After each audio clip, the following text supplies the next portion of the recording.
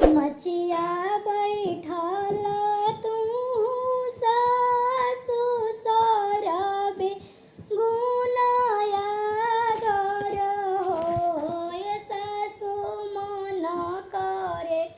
चाउर के चबेनी खाए के बैगन के चोखा खाए के जामल जामल दही खाए के जामल जामल दही खाए के अतना वचन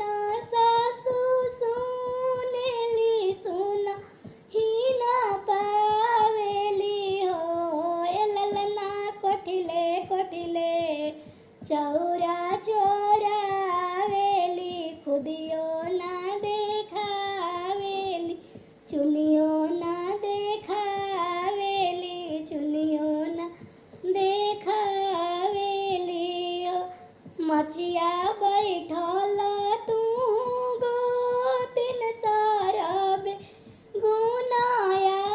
गर हो गोतिन मन करे चाउर के चबेनी खाए के बैगन के चोखा खाए के जामल जामल दही खाए के जामल जामल दही खाए के अतना वचन गोतिन सुनेली नहीं ना पावेली हो